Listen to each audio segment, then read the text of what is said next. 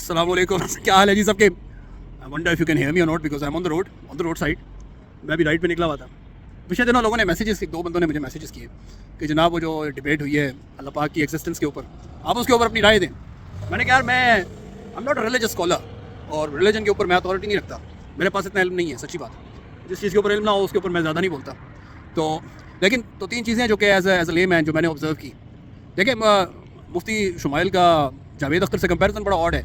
वजह क्या है कि मुफ्ती साहब जो है ना वो जवान आदमी है, स्कॉलर आदमी है और मुफ्ती हैं, वो आलिम दीन भी नहीं, वो मुफ्ती हैं। और मुफ्ती जो होता है वो आलिम दीन से ऊपर होता है, तो क्योंकि उसने एक्स्ट्रा ईयर्स लगाए होते हैं मदरसा में और उसकी ट्रेनिंग हुई होती है। बहस करना, मनाजरा करना, लोगों को कन्विंस करना, लोगों को आउट स्मार्ट करना, ये लोगों को स्पीचलेस करना, ये उनकी ट्रेनिंग का हिस्सा होता है। और मुफ्ती साहब तो माशाल्लाह, मुफ्ती शुमाइल बहुत अच्छे, आर्टिकुलेट, कॉन्फिडेंट, अच्छी पर्सनैलिटी वाले बंदे हैं। और जब आप बहस करते हैं तो उनमें ये सारे फैक्टर्स बहुत मैटर करते हैं, बहुत मैटर करते हैं। एक अच्छा मार्केटियर होता है ना, उसके लिए बुनियादी शर्त जो होती है ना वो एक ही होती है कि कॉन्फिडेंट हो, बोले तो अगले लोग सुने, अच्छा उसका अंदाज़ बयां इंप्रेसिव हो, और सबसे बड़ी बात यह कि वो कन्विंस्ड हो कि मैं जो कह रहा हूँ मैं उससे कन्विंस्ड हूँ। ये सबसे अहम चीज़ होती है कि whatever you are marketing, whatever you are contesting, you should be convinced about it. तो मुफ्ती साहब वॉज कन्विंस्ड कि वो जो कह रहे हैं वो सच है। जबकि जावेद अख्तर साहब जो है ना वो ओल्ड है, he is old, he is frail, और मेरे ख्याल में, और फिर वो कोई ना वो साइंटिस्ट हैं ना वो स्कॉलर हैं, वो तो शायरी करने वाले आदमी हैं। और शायर बेचारा वैसे ही हसास होता है, उसका काम इमोशंस को डील करना होता है, एहसास को अल्फाज देने होते हैं। जावेद अख्तर साहब बेचारे, उनका फील्ड ही नहीं है मनाजरे करना। फिर वो बूढ़े हैं और बूढ़े लोग वैसे ही रेलिवेंट हो जाते हैं। आप देखें ना अपनी सोसाइटी में भी जनरली देखें तो, यानी अब हमारी एज ज़्यादा हो गई है, हमें भी बाज़ वक़्त लगता है कि हमारे बच्चे हमारी नहीं सुनते, क्योंकि उन्हें लगता है ये रेलिवेंट हो गए हैं, इनको जो है ना नई बातों का नहीं पता। तो ये फैक्टर था उनके साथ, जो है ना जो जावेद साहब है ना उनके साथ, ये जावेद अख्तर साहब, उनके साथ ये फैक्टर था। He was old, he was frail, और इज़ ओल्ड इज़ फ्रेल। और फिर यह है कि वो जब बोल रहे थे तो वो उनकी आवाज़ भी उस पिच पे नहीं जा रही थी जिस पे मुफ्ती साहब की जा रही थी। और जब दो बंदे बहस करते हैं ना तो आर्ग्यूमेंट की क्वालिटी से ज़्यादा आपका अंदाज़े बयां मैटर कर रहा होता है। तो आर्ग्यूमेंट में दोनों के पास पॉइंट्स तो थे अपने अपने, लेकिन ये है कि मुफ्ती साहब की बातों पे तालियां ज़्यादा बची क्योंकि वो ही वॉज बिट लाउडर। और तो वो बड़ी तमीज़ के दायरे के अंदर रह के उन्होंने बहुत खूबसूरती से अपना सारा केस लड़ा है। लेकिन आर्ग्यूमेंट उन्होंने वही दिए हैं जो कि आज से 100, 200, 500, 1000 साल से हम लोग सुनते आ रहे हैं। आर्ग्यूमेंट तो वही दिए हैं, लेकिन उनको बयान करने का अंदाज़ बहुत अच्छा था। और मेरे लिए इस पता है सबसे अच्छी बात मुझे अच्छी लगी हुई है कि एक मुसलमान मौलवी के मुँह से, मुसलमान मौलवियों का आपको पता है क्या इंप्रेशन है आज, एक मुसलमान स्कॉलर के मुँह से इतनी तहजीब याफ्ता अंदाज़ में, अच्छे अंदाज़ में उन्होंने बग़ैर लाउड हुए, बग़ैर ऊँची आवाज़ में बोले, बग़ैर गालियाँ दिए, बग़ैर गलत अल्फाज इस्तेमाल किए, उन्होंने अपना व्यू पॉइंट दिया। और मुझे बहुत अच्छा लगा कि यार हमारे पास एक ऐसा स्कॉलर है जो कि अपना व्यू पॉइंट इतने मौज़ब अंदाज़ में दे सकता है। मुझे बहुत अच्छा लगा। जावेद अख्तर साहब उन्होंने शुरू में ही अपने आप को, अपना केस कमज़ोर कर दिया, ये क्या कि खुदा की एग्जिस्टेंस को फिजिकल टर्म्स में आप डिफाइन करें। दिस इज़ इम्पॉसिबल यार। God is not a physical entity. I think he is not physical. I mean no scholar has ever been able to define God or show God in physical terms because it is not possible. God belongs to a metaphysical world. और उसको physical terms में कैसे कोई define कर सकता है? तो जावेद साहब तो अपना आर्ग्यूमेंट वहीं पे लूज़ कर गए जब उन्होंने सतही किस्म की बात की कि खुदा को साबित करो। खुदा को कौन साबित कर सके?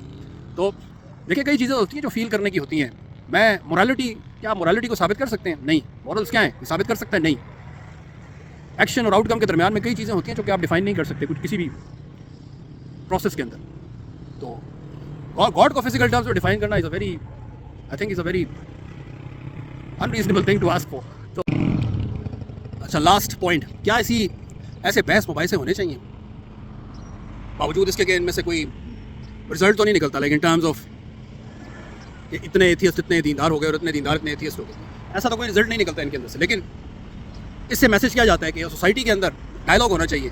और डायलॉग जब होता है ना तो आम बंदा जो है वो उसको उसके सवालात के जवाब मिलते हैं। सोसाइटी में एक टॉलरेंस का मैसेज भी जाता है कि आप बहस कर सकते हैं बगैर बदतमीज़ी किए हुए, बगैर गालियाँ दिए हुए, और आप ऐसे मामला जो कि बहुत सेंसिटिव है उनके ऊपर भी बात कर सकते हैं, बशर्ते कि आपका अंदाज़े बयान जो है वो डिसेंट हो, प्रेजेंटेबल हो, एक्सेप्टेबल हो, सोशली एक्सेप्टेबल हो। और मेरे और आप जैसे कई लोगों को ऐसे मुबाहिसों के अंदर से अपने कई सवालात के जवाब भी मिल जाते हैं और नए सवालात भी मिलते हैं जिनके ऊपर काम करके, जिनके ऊपर सोच के हम अपने इल्म में बेहतरी लाते हैं। सोचने के नए एवेन्यूज़ हमारे लिए खुलते हैं, नए क्वेश्चंस कम अप और we find ways to answer those questions. और ऐसी डिबेट्स, ऐसा पब्लिक डिस्कोर्स जो है इसमें हमें हेल्प आउट करता है। मेरे दिमाग में काफ़ी क्वेश्चंस थे और उनके आंसर्स मुझे, अगर इसमें से पूरे नहीं भी मिले तो मुझे उसमें से कुछ इशारे मिले और मैंने उन इशारों की बेसिस पे अपने मुताले को मज़ीद एक्सपेंड किया, उस पर सोचा। क्योंकि हमें और मशीनों में फ़र्क यही है कि हम सोचते हैं और हम सोचेंगे, क्योंकि ये अल्लाह ताला ने बनाई हमें इसलिए।